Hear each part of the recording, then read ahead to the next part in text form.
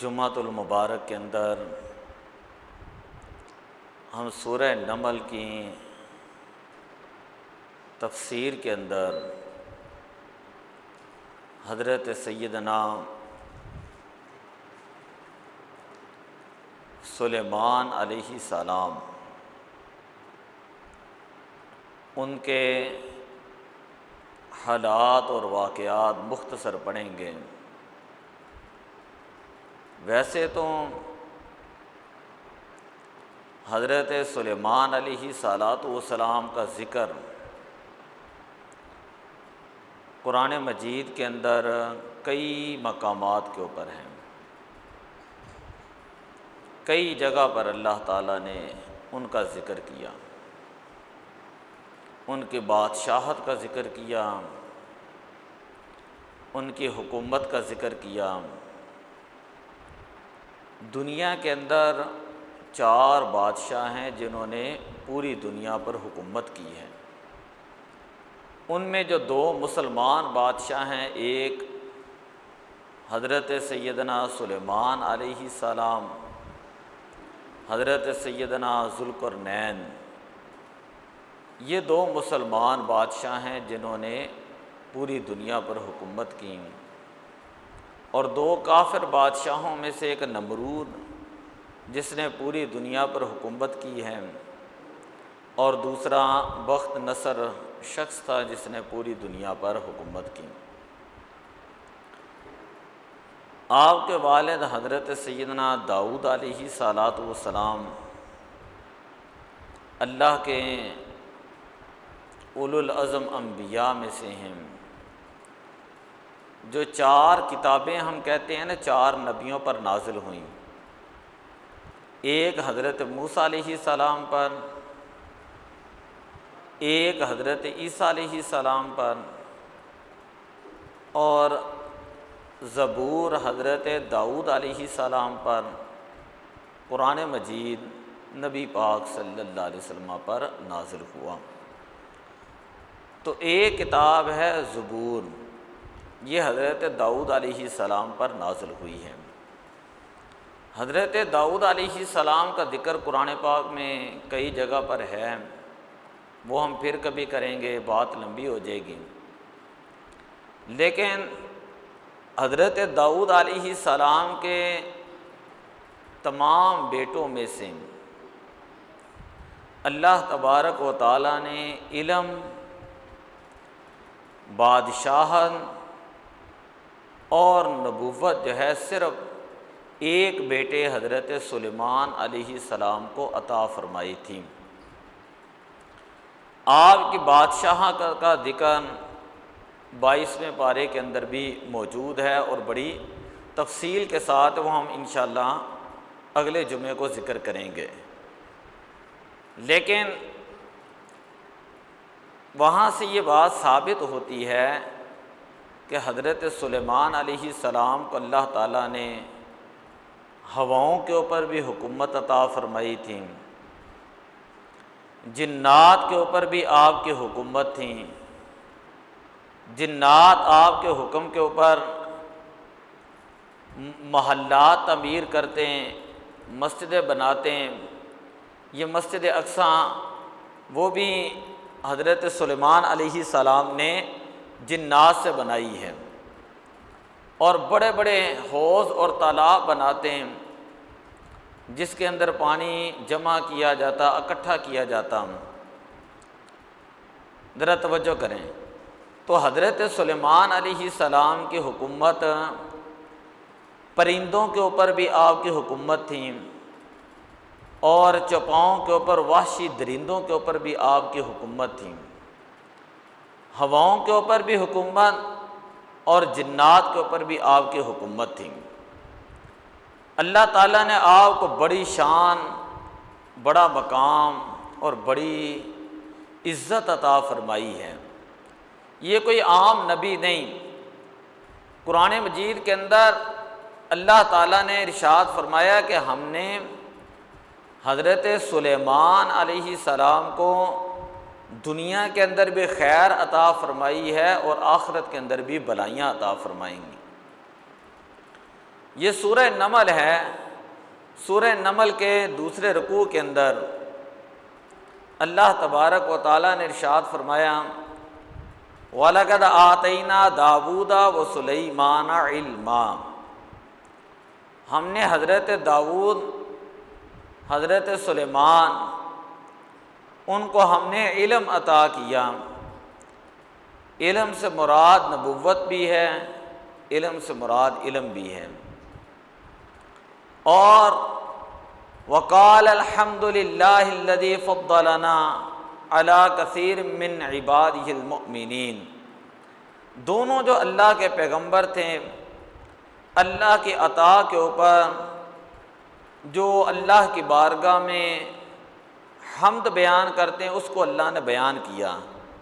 الحمدللہ، حضرت سلیمان علیہ السلام بھی یہ کہتے ہیں الحمدللہ، حضرت داؤد علیہ السلام بھی کہتے ہیں الحمدللہ، کہ تمام تعریفیں اللہ تعالیٰ کے لیے ہیں کہ جس نے ہمیں اپنے بندوں میں سے بہت سارے بندوں میں ہمیں فضیلت عطا فرمائی۔ تو اس سے پتہ چلا کہ جب اللہ تعالیٰ کسی کو علم دے تو اس بندے کو تکبر نہیں کرنا چاہیے، بلکہ اس کو اللہ تعالیٰ کی نعمت کے اوپر عاجزی، انکساری اور اللہ تعالیٰ کا شکر ادا کرنا چاہیے، اور اللہ تعالیٰ کی حمد و ثنا بیان کرنی چاہیے۔ یہی حقیقت میں انبیاء کا طریقہ اور یہی اولیاء کا طریقہ ہے۔ ووارث سلیمان داؤد، حضرت سلیمان علیہ السلام حضرت داؤد علیہ السلام کے وارث بنے۔ یہ بات یاد رکھ لیں کہ اللہ کے نبی جو ہیں وہ کسی کو درہم اور دینار کا وارث نہیں بناتے۔ اس سے بہت سارے مسئلے حل ہو جاتے ہیں، باغ فدق کا مسئلہ بھی حل ہو جاتا ہے۔ اللہ کے نبی کسی کو درہم اور دینار کا وارث نہیں بناتے، بلکہ اللہ کے نبی کسی کو وارث بناتے ہیں تو وہ علم، حکمت اور تدبر، دانائی اور نبوت کا وارث بناتے ہیں۔ حضرت داؤد علیہ السلام کے وارث تھے حضرت سلیمان علیہ السلام۔ وقال یا ایھا الناس علمنا منطق الطیر، اور حضرت سلیمان علیہ السلام فرمانے لگے کہ اے لوگوں، ہمیں جانوروں کی بولیاں سکھائی گئی ہیں اور ہمیں ہر چیز جو اللہ تعالیٰ نے دی ہے۔ ان ھذا لہو الفضل المبین، بے شک یہ اللہ تعالیٰ کا بہت بڑا فضل ہے۔ پتہ چلا کہ اللہ کی نعمت ملے تو کہنا چاہیے کہ یہ اللہ کا فضل ہے، اللہ کا فضل ہے۔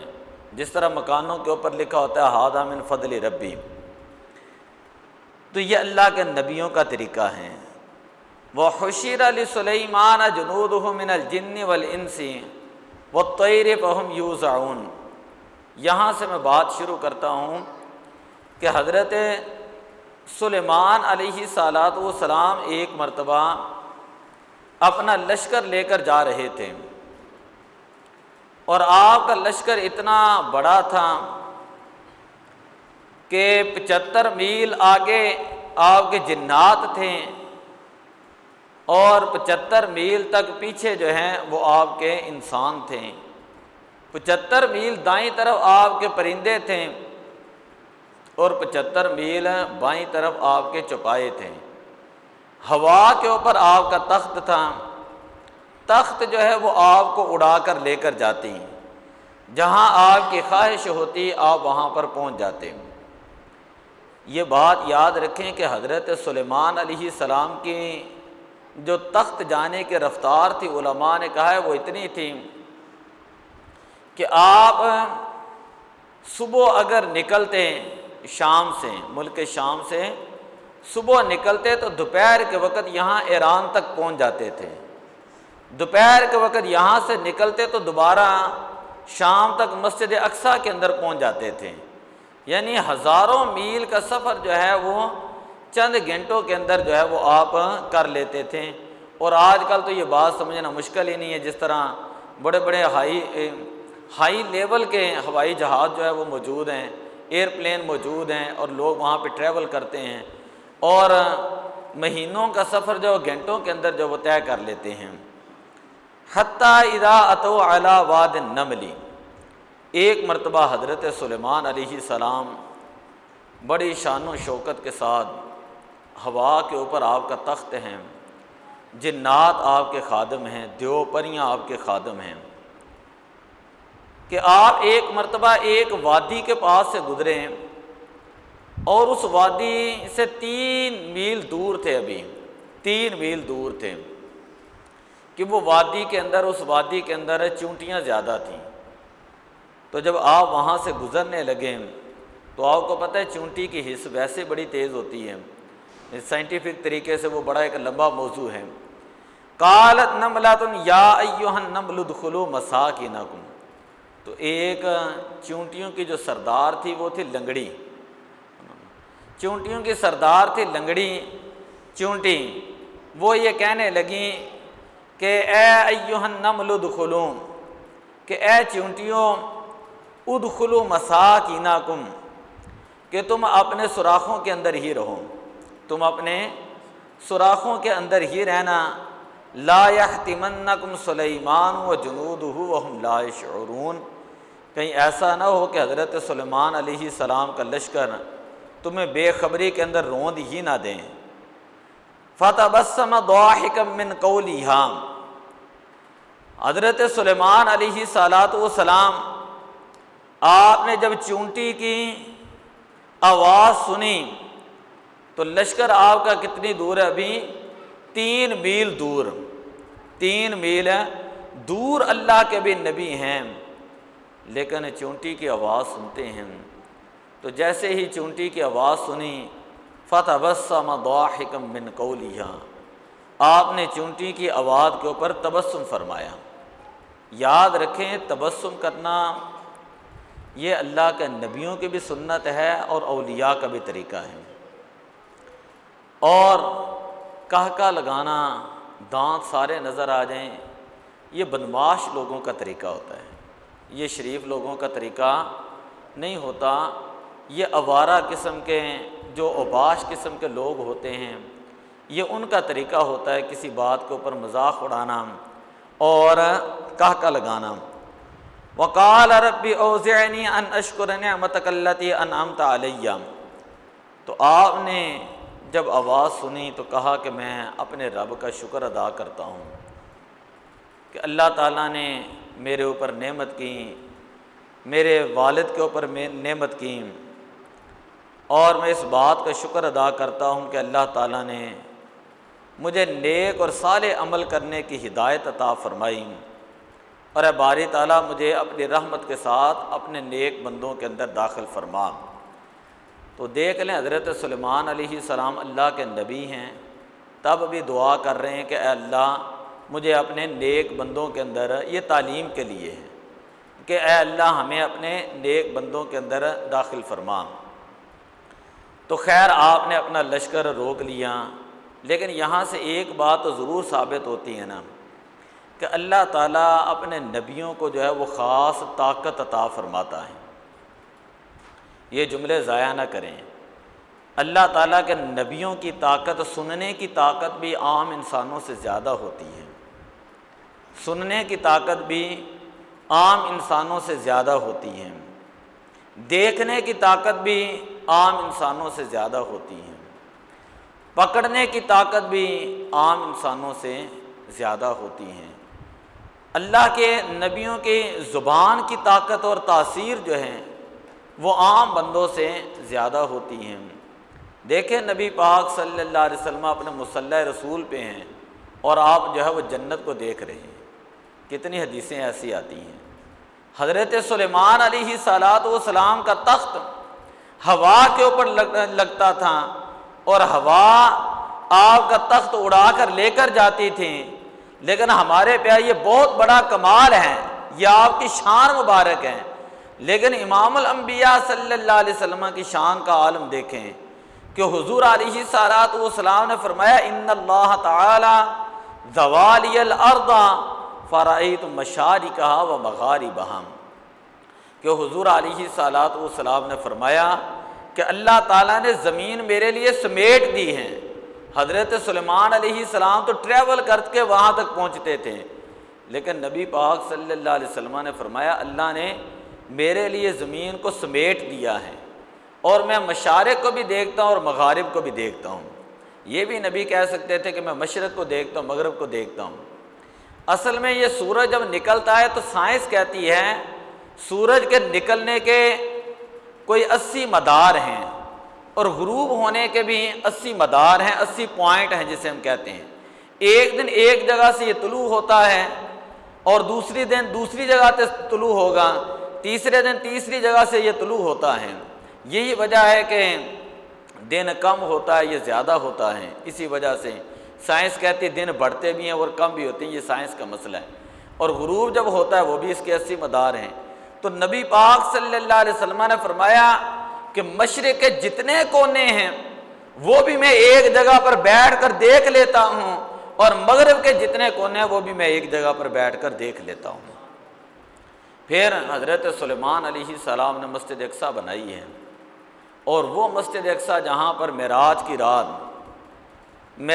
رات تمام انبیاء علیہم الصلاۃ والسلام صفوں کے اندر کھڑے ہیں، تمام انبیاء صفوں کے اندر کھڑے ہیں۔ نبی اکرم صلی اللہ علیہ وسلم تشریف لائے تو تمام انبیاء نے یہ کیا کہا کہ آپ آگے بڑھ کر نماز پڑھائیں۔ نبی ہونے میں سارے ہی برابر ہیں، نبی ہونے میں سارے ہی برابر ہیں، لیکن کہا کہ آپ افضل ہیں، آپ نماز پڑھائیں۔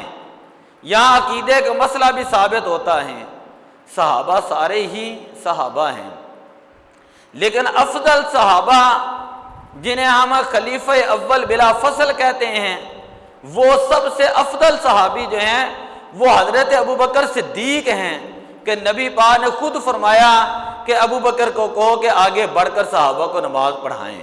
صحابہ تو سارے ہی صحابہ تھے، جیسے وہاں مسجد اقصیٰ میں سارے ہی نبی تھے، کہا نماز وہ پڑھائے گا جو سب سے افضل ہیں، نماز وہ پڑھائے گا جو سب سے افضل ہیں۔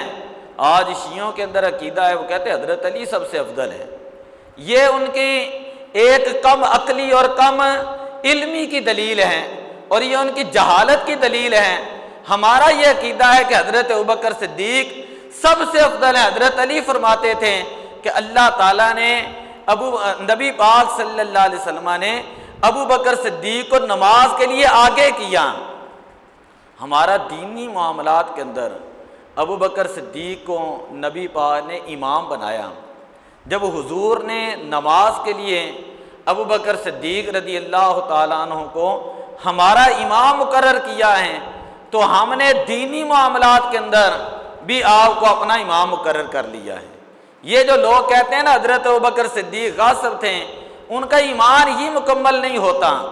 یہ شیعہ لوگ ہیں جو کہتے ہیں حضرت ابوبکر صدیق معاذ اللہ غاصب تھے۔ حضرت ابوبکر صدیق کو حضرت عائشہ کہتی ہیں یا رسول اللہ وہ کمزور دل ہیں، جب مصلی پہ کھڑے ہوں گے نماز نہیں پڑھا سکیں گے، تو یا رسول اللہ وغیر ذالک، کیا ابوبکر کے علاوہ کسی اور کو کہہ دیں؟ گھر تو وہی ہے نا مسجد نبی شریف کا، جو وہاں پہ گئے ہیں ان کو پتہ ہے یہ مسجد نبی ہے، یہ گھر ہے ساتھ۔ اور اس وقت حضرت علی بھی وہاں موجود تھے، حضرت علی بھی موجود تھے، لیکن حضور علیہ السلام نے حضرت علی کا نام نہیں لیا۔ شان بڑی ہے، مقام بڑا ہے حضرت علی کا، لیکن حضور علیہ السلام نے فرمایا مرو ابا بکر ان یصلی بالناس، کہ ابو بکر صدیق کو کہو کہ لوگوں کو نماز پڑھائیں۔ امام وہ ہوتا ہے جو افضل ہوں، اگر وہ افضل ہی نہیں تھے تو پھر ان کو امامت کا کیوں کہا گیا؟ یہ ان کا ویسے ہی جہالت ہے، ان کی کم علمی ہے، کم عقلی ہے اور بیوقوفی ہے، جو ایک غلط عقیدہ اور نظریہ بنا کر اپنے آپ کو یہ کہتے ہیں ہم بڑے مومن ہیں، ہم بڑے مسلمان ہیں، ہم بڑے ایمان کا دعویٰ کرنے والے ہیں۔ کس ایمان کا دعویٰ کرنے والے ہوں، جبکہ نبی پاک صلی اللہ علیہ وسلم نے فرمایا افضل الخلق بعد الانبیاء یقال لہ ابو بکر، کہ اللہ تعالیٰ نے انبیاء کے بعد مخلوق میں سب سے افضل جس کو بنایا ہے اس کو ابو بکر صدیق کہا جاتا ہے۔ خیر، حضرت سلیمان علیہ الصلاۃ والسلام جو لشکر لے کر جا رہے تھے، اس لشکر میں ایک واقعہ تو یہ چونٹی کا پیش آیا جو میں نے آپ کے سامنے بتایا، اور دوسرا واقعہ ایک ملکہ بلقیس کا ہے۔ ایک مرتبہ، یہ ذرا توجہ سے سننا، 15 منٹ ہے۔ ایک مرتبہ حضرت سلیمان علیہ السلام جب اسی طرح سارے لشکر کو لے کر جا رہے تھے، اور جو میں نے پہلے واقعہ بیان کیا اسی کے ساتھ ہی یہ ریلیٹڈ ہے۔ آپ جب جاتے تھے، ہوا کے اندر آپ کا تخت لگتا تھا، اور آپ کے اوپر چرند پرند اور جنات جو ہیں وہ آپ کے اوپر سایہ کر لیتے تھے۔ بعض روایات کے اندر آتا ہے کہ ایک کنارے سے، ایک جگہ سے آپ کو دھوم محسوس ہوئی، آپ نے دیکھا تو آپ نے کہا یہاں ہدہد تھا، تو ہدہد کہاں پر ہے؟ ایک تو یہ روایت ہے۔ دوسری روایت یہ ہے کہ ہدہد ایسا پرندہ ہے کہ جو حضرت سلیمان علیہ السلام کے لشکر کے اندر ہوتا تھا، اور اس کو پتہ چل جاتا ہے زمین کے تہوں کے اندر پانی موجود ہے، جہاں پانی ہو اس کو پتہ چل جاتا ہے قدرت کی طرف سے، اور یہ وہاں پر جا کر زمین کو ریت دیتا۔ پیچھے سے جنات آتے ہیں اور وہ آ کر جب وہ بڑے بڑے گڑھے کھودتے تھے اور وہاں سے پانی نکالتے تھے لشکر کے لیے۔ لشکر کو پانی کی ضرورت تھی، تو آپ نے کہا کہ اگر پانی کی ضرورت ہے تو ہدہد کہاں پر ہے؟ بات سمجھیں؟ آپ نے فرمایا وَتَفَقَّدَ الطَّيْرَ فَقَالَ مَا لِيَ لَا أَرَى الْهُدْهُدَ أَمْ كَانَ مِنَ الْغَائِبِينَ۔ یہ ہدہد جو ہے یہ کہاں پر ہے؟ یہ کہاں پر غائب ہو چکا ہے، اور اس نے مجھے بتایا بھی نہیں، بغیر بتائے جو ہے یہ چلا گیا ہے۔ لَأُعَذِّبَنَّهُ عَذَابًا شَدِيدًا، میں تو اس کو سخت سزا دوں گا، اس کے پڑ جو ہے وہ کھیڑ دوں گا، یا اس کو جو ہے وہ قتل کر یعنی ذبح کر دوں گا۔ أَوْ لَأَذْبَحَنَّهُ، یا اس کو ذبح کروں گا، أَوْ لَيَأْتِيَنِّي بِسُلْطَانٍ مُبِينٍ، یا یہ ہدہد میرے پاس کوئی معقول دلیل لے کر آئے۔ تو ابھی تھوڑی ہی دیر گزری تھی تو ہدہد آپ کی خدمت میں حاضر ہوا، اور آپ نے فرمایا تو کہاں پر تھا؟ ہدہد کہنے لگا کہ اللہ کے پیارے نبی، میں آپ کے پاس ایسا علم لے کر آیا ہوں جو آپ کو پہلے نہیں تھا۔ میں یمن کے شہر سبا کے اندر موجود تھا، اور وہاں پر میں آپ کو شہر سبا کی ایک یقینی خبر دینے کے لیے آیا ہوں۔ وہاں پر جا کر میں نے ایک چیزوں دیکھی ہیں، مشاہدہ کیا ہے، اور وہ میں آپ کو بتانے لگا ہوں۔ انی وجدت امرأۃ تملکہم، وہاں میں نے شہر سبا کے اندر دیکھا کہ ایک عورت ہے، اس عورت کا نام تھا بلقیس، ملکہ بلقیس۔ کہا کہ میں نے عورت کو دیکھا ہے جو لوگوں کے اوپر بادشاہت کر رہی ہے، اور میں نے یہ دیکھا ہے کہ اوتی، اس کو ہر چیز دی گئی ہے، اور اس کا تخت جو ہے وہ بہت بڑا ہے۔ ہدہد آ کے یہ ساری باتیں بتا رہا ہے۔ تخت اس کا اتنا لمبا تھا، 80 گز لمبا، 40 گز جو ہے وہ چوڑا تھا، اور کہتے 30 گز جو ہے وہ اونچائی میں تھا۔ ہدہد کہنے لگا میں نے وہاں پر دیکھا کہ اس کی قوم اس کو سجدہ کر رہی ہے، اور وہ سورج کو سجدہ کر رہے ہیں۔ وجدتها وقومها يسجدون للشمس من دون اللہ، میں نے وہاں پر دیکھا کہ اس کی قوم اور وہ ملکہ بلقیس خود بھی وہ سورج کو خدا مانتے ہیں۔ آپ کو پتہ ہے جو سورج کو خدا مانتے ہیں ان کو کیا کہتے ہیں؟ جو سورج کو، ان کو مجوسی کہتے ہیں۔ کیا کہتے ہیں؟ مجوسی۔ خود سورج کے آگے وہ سجدہ کر رہے ہیں، اور شیطان نے ان کے برے اعمال خوبصورت بنا دیے ہیں، انہوں نے اللہ کا راستہ جو ہے وہ چھوڑ دیا ہے۔ یہ ساری باتیں ہدہد نے کی۔ حضرت سیدنا سلیمان علیہ السلام نے فرمایا کہ اے ہدہد بتا کہ تو سچ کہہ رہا ہے یا جھوٹ کہہ رہا ہے؟ اب میں تیری تصدیق کروں گا تو کوئی سچ کہہ رہا ہے بات یا جھوٹ کہہ رہے ہیں۔ اور حضرت سلیمان علیہ السلام نے ایک خط لکھا اور خط دیا ہدہد کو، اور کہا کہ یہ خط جا کر ملکہ بلقیس کو دے، اور وہاں پر خط دینے کے بعد تھوڑا سا ہٹ کر ٹھہر جانا وہاں پر، اور پھر دیکھنا کہ وہ خط کو پڑھنے کے بعد اس کا رویہ کیا ہوتا ہے اور وہ کیا جواب دیتی ہے۔ اذهب بکتابی ھذا فالقی الیہم ثم تولی فانظر ماذا یرجعون۔ قالت یا ایھا الملأ، ہدہد جو ہے وہ یمن کے اندر گیا جہاں وہ عورت تخت کے اوپر بیٹھی ہوئی تھی، تخت کے اوپر وہ عورت ملکہ بلقیس بیٹھی ہوئی تھی۔ ہدہد نے ملکہ بلقیس کی جولی کے اندر جو ہے وہ حضرت سلیمان علیہ السلام کا خط جو ہے وہ ڈال دیا۔ جب اس نے یہ پڑھا، خط کو جیسے ہی کھولا تو ایک دم وہ ڈر گئی۔ یہ قرآن ہے، میں اپنی طرف سے نہیں کہہ رہا، ایک طرف وہ ڈر گئی ایک دم، کیونکہ جب اس نے یہ دیکھا کہ لکھا ہوا ہے اِنَّ مِن سُلَیْمَانَ وَإِنَّ بِسْمِ اللَّهِ الرَّحْمَنِ الرَّحِيمِ، اور خط کے نیچے حضرت سلیمان علیہ السلام کی مہر بھی لگی ہوئی ہے۔ وہ کہنے لگی کلام بھی بڑا عجیب ہے بھی سلیمان، نیچے مہر بھی ہے، لگتا ہے یہ کوئی نبی ہے، اور یہ اِنَّ مِن سُلَیْمَانَ وَإِنَّ بِسْمِ اللَّهِ الرَّحْمَنِ الرَّحِيمِ، یہ جو جملے پڑھے تھے، کہنے لگی یہ جملے جو ہے یہ کسی انسان کے نہیں ہو سکتے، یہ جملے یہ کسی انسان کے نہیں ہو سکتے، یہ کوئی اللہ کا ہی کلام ہے۔ تو کہنے لگی یہ جس نے مجھے خط بھیجا ہے وہ ضرور بھی ضرور جو بڑا عالی شان والا، بڑا مرتبے والا اور بڑے مقام والا ہے، اور اللہ تعالیٰ نے اس کو خاص مقام دیا ہے۔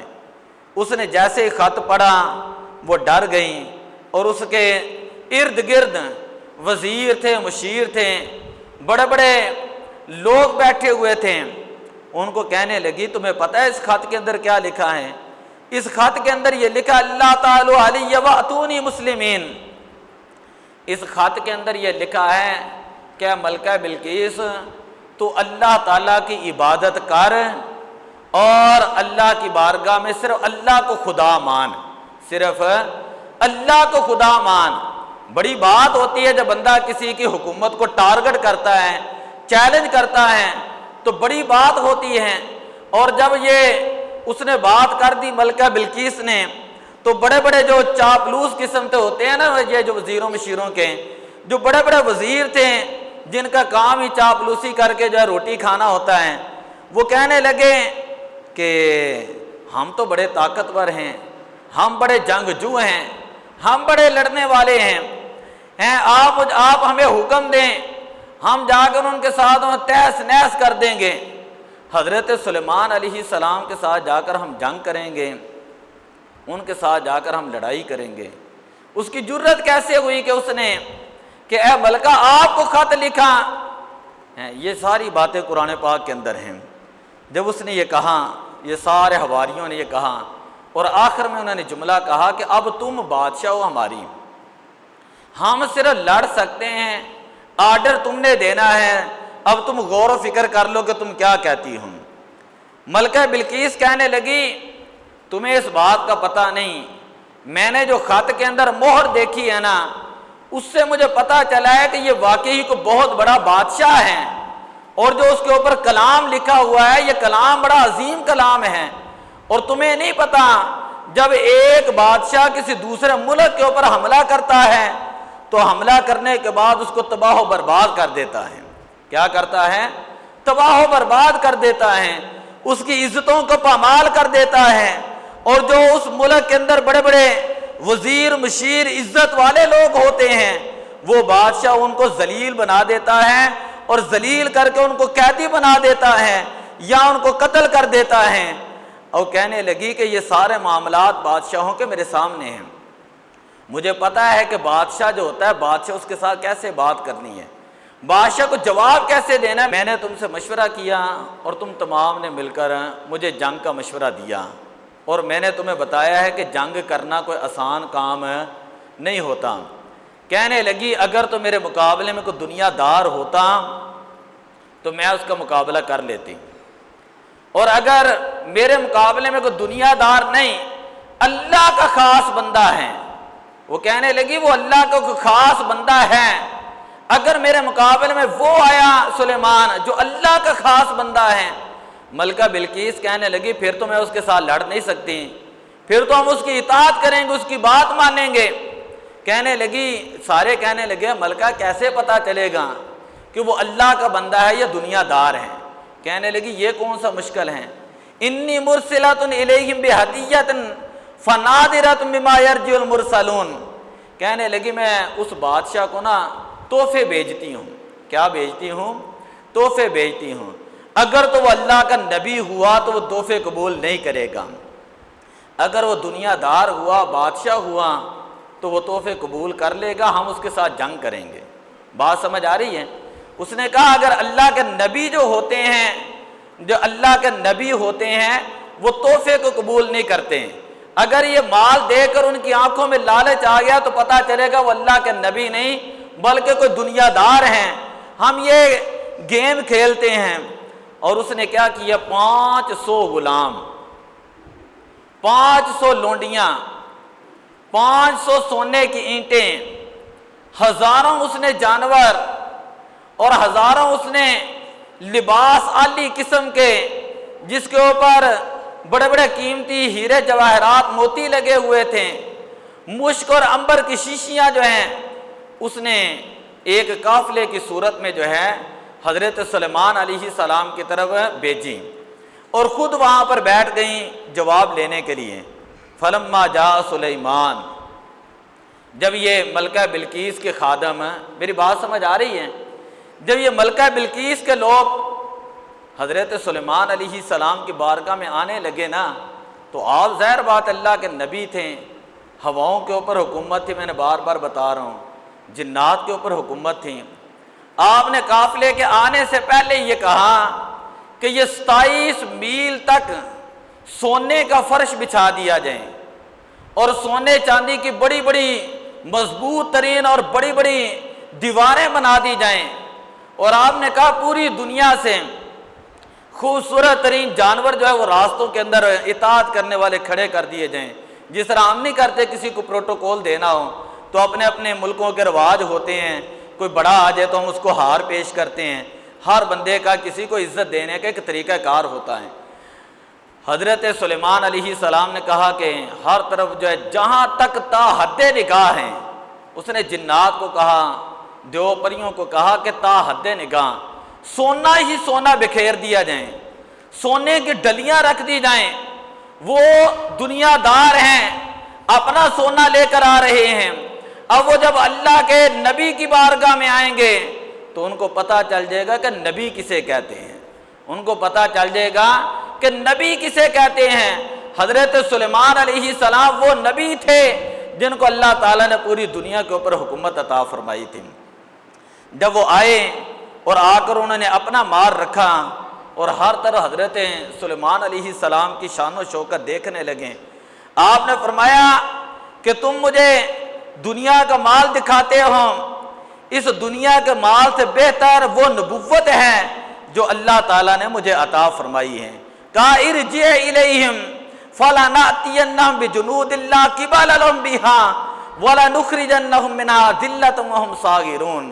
حضرت سلیمان علیہ السلام نے فرمایا کہ یہ سارا مال دولت لے جاؤ اور جتنا میرا یہاں پہ مال دولت پڑا ہوا ہے، جتنا اٹھا سکتے ہو، جتنی محنت کر سکتے ہو، وہ ساری کی ساری لے کر جا کر ملکہ بلقیس کے پاؤں میں رکھ دو اور اس کو جا کر یہ کہو کہ اللہ کے نبی نے یہ کہا ہے یا تو نے اللہ کی عبادت کرنی ہے، اگر تو نے انکار کیا تو مجھے فوراً ہوائیں اور جنات بتا دیں گے، تیری آنکھ کھلنے سے پہلے پہلے میری فوج تیرے دروازے کے اوپر ہوگی، میری فوج ہے تیرے دروازے کے اوپر ہوگی، وَلَنُخْرِجَنَّهُم مِّنْهَا أَذِلَّةً، اور ہم تمہیں یہاں سے ذلیل کر کے نکالیں گے اور تمہیں ہم تباہ و برباد کر دیں گے اور اس وقت چھوڑیں گے جب تم اللہ کو ایک خدا مانو گے۔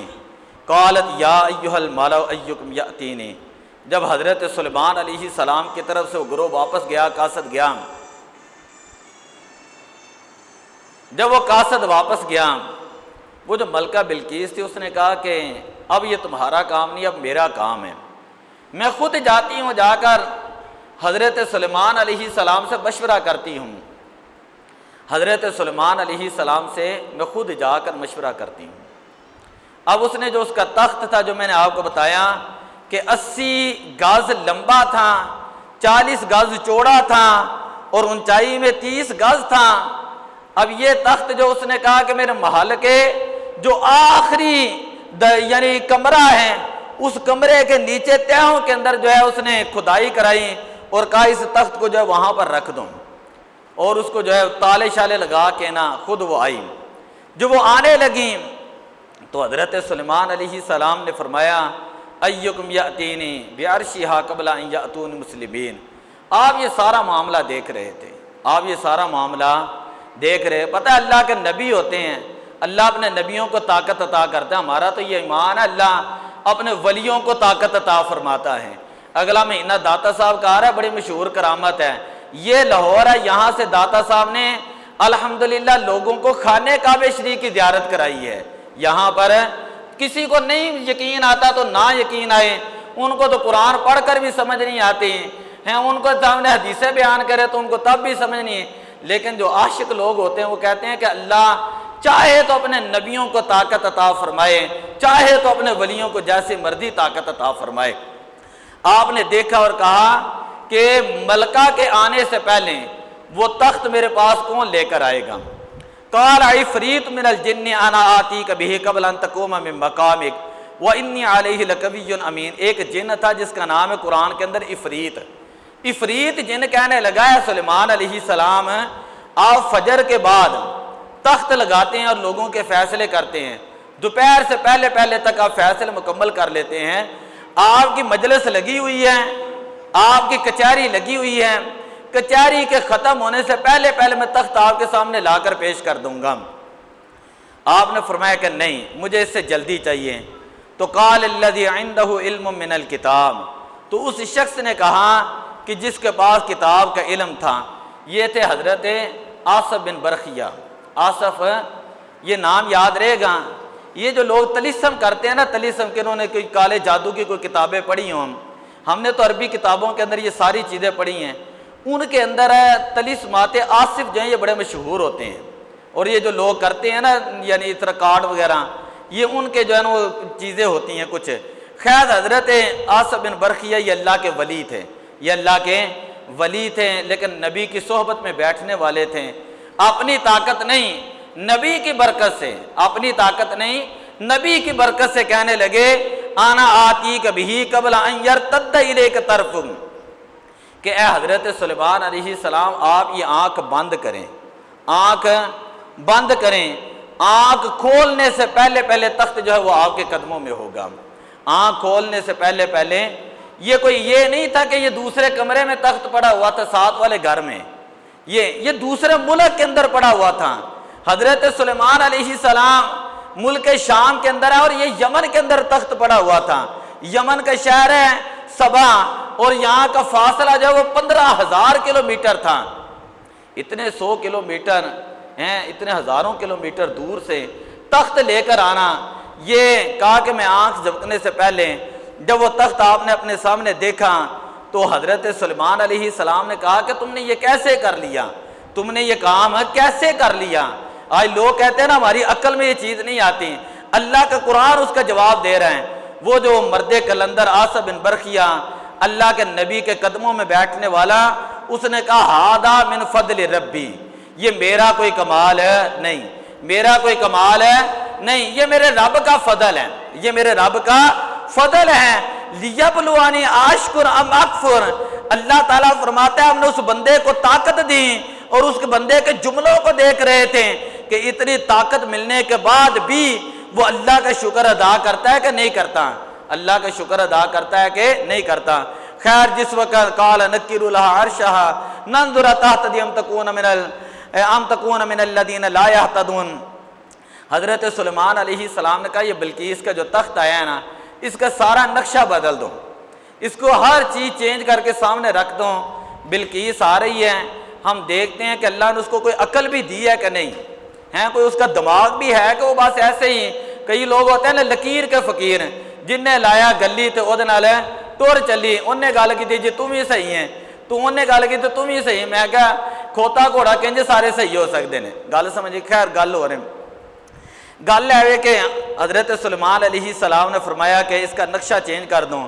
جب بلقیس آنے لگی تو آپ نے کہا کہ ایک شیشے کا فرش بچھایا جائے، پانی اس کے نیچے پانی ہوں، مچھلیاں ہوں، اور نیچے شیشے کا فرش بچھایا گا، اور بالکل درمیان کے اندر آپ نے اپنی کرسی رکھی۔ جب وہ بلقیس آئی تو اس نے یہ سمجھا کہ یہ پتہ نہیں پانی ہے یا دریا ہے یا سمندر ہے، اس نے اپنی پنڈلیاں اس طرح ننگی کر لیں، جس طرح ساڈے نہیں لوگ ہوں پانی جو ننگن لگا تینجے نا شلوار اچھی کر لیندے ہیں کہ میرے نہ پہنچے گلے نہ ہون۔ جب اس نے یہ کیا اور جب یہ کرنے لگی اور یہ کیا فلما رات حسبت لجۃ وکشفت عن ساقیہا، جب اس کی پنڈلیاں نظر آ گئیں تو حضرت سلیمان علیہ السلام فرماتے ہیں کہ آپ گزریں، یہ پانی نہیں ہے۔ جب اس نے آگے پاؤں رکھا تو اس کو سمجھ آ گئی کہ یہ میری عقل کا فطور ہے، یہ میری عقل کا دھوکہ ہے، اور میری یعنی جو چیز بظاہر نظر آ رہی ہو تو وہ چیز حقیقت میں وہ چیز نہیں ہوتی۔ حضرت سلیمان علیہ السلام اس کو سمجھانا یہ چاہتے تھے، یہ جو سورج ہے نا، سورج جس کو تم خدا مان رہے بظاہر یہ بہت بڑا ہے، بہت گرمی ہے، بڑی اس کی روشنی ہے، لیکن حقیقت میں سورج خدا نہیں ہے، لیکن حقیقت میں یہ سورج ہے خدا نہیں۔ خدا وہ ہے کہ جو سورج کا بھی خالق ہے، چاند کا بھی خالق ہے، اور ستاروں کا بھی مالک اور خالق ہے، اور پوری کائنات کو بنانے والا ہے۔ جب آپ نے اس کو یہ ساری باتیں بتائیں اور کہا کہ یہ بتاؤ کہ یہ تخت کس کا ہے، یہ تخت کس کا ہے، اس نے کہا کہ یہ تو تخت میرا ہی ہے، یہ تخت اس کی شکل تبدیل ہوئی ہے لیکن ہے میرا۔ آپ نے فرمایا تو اتنی سمجھدار ہونے کے باوجود بھی اللہ کو ایک نہیں مانتی۔ آخری جملہ ہے ربی انی ظلمت نفسی واسلمت مع سلیمان للہ رب العالمین۔ وہ کہنے لگی میں نے آج تک سورج کو جو خدا مانا ہے یہ میں نے اپنی جان کے اوپر ظلم کیا ہے، اور میں اللہ تعالیٰ کو مانتی ہوں، سلیمان کے رب کو مانتی ہوں جو ساری کائنات کا مالک ہے۔ رب العالمین انی اسلمت مع سلیمان للہ رب العالمین، جو ساری کائنات کا رب ہے نا اس کو میں جو ہے وہ مانتی ہوں، جو اللہ سلیمان علیہ السلام کا بھی خدا ہے۔ دعا اللہ عمل کی توفیق عطا فرمائے۔